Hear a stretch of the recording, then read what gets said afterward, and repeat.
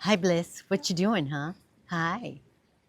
Hey, guys. What is the best parrot to have as a pet?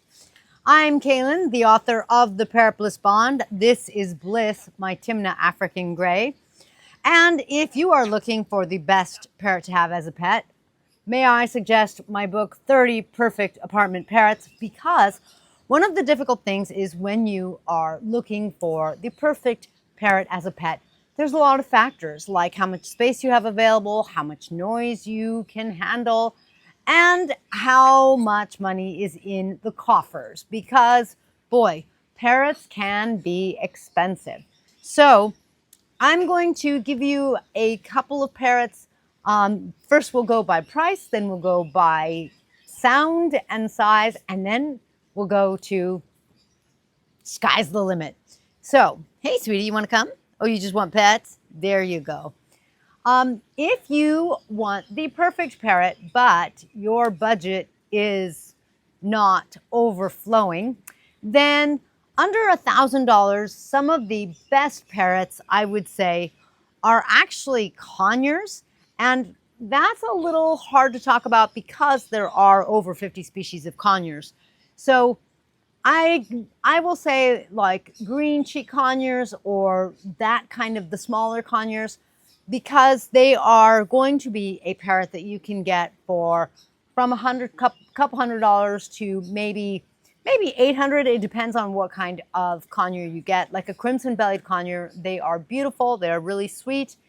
I really like them, but they are more expensive because they just aren't as prolific. So it is harder to get them to breed, and they don't breed as often, that kind of thing.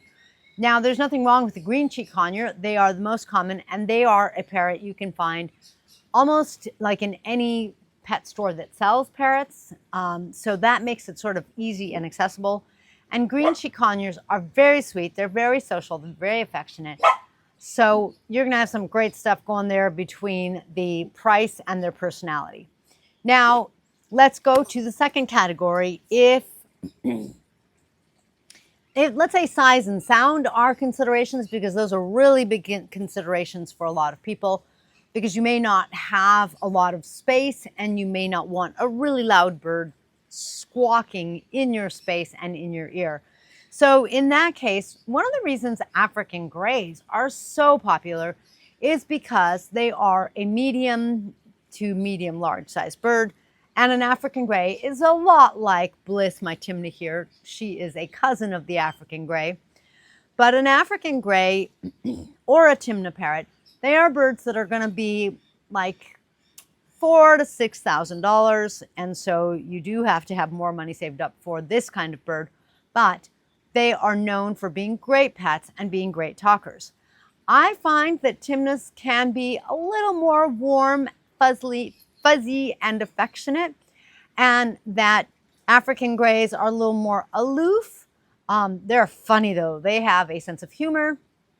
And basically, if you're spending time with either of them and you're really bonding, I think you're going to do great. There's no accounting for individual personalities, but other than that, these are birds that, while their color is gray and in that sense a little bland, their personality makes up for it.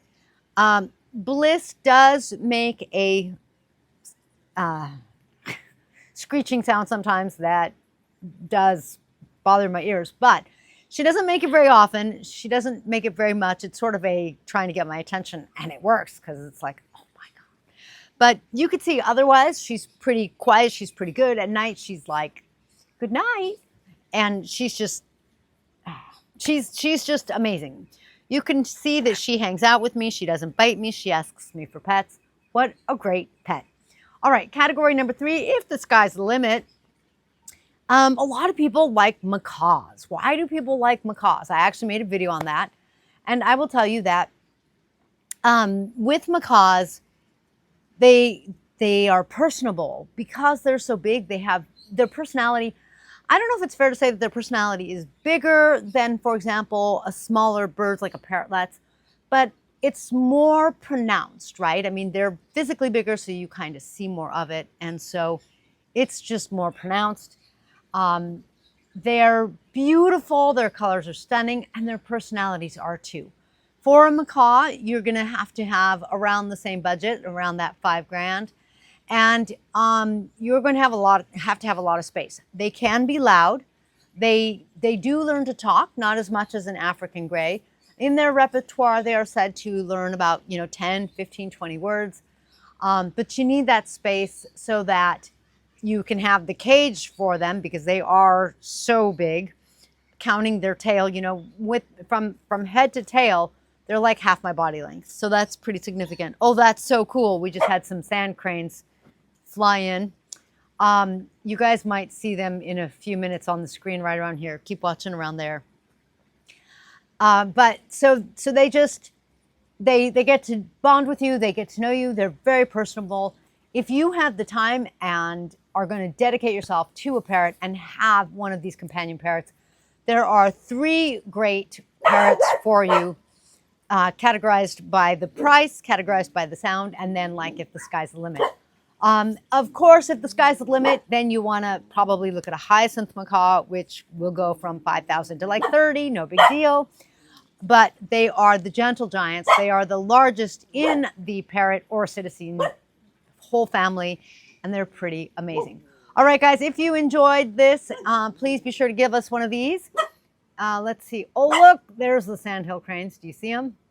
They're right now, right there, and I think right there. Right now, the dog's barking, so they're like, maybe we shouldn't go. If you have any questions or comments, please place them below, and I'll see you in the next feathered video.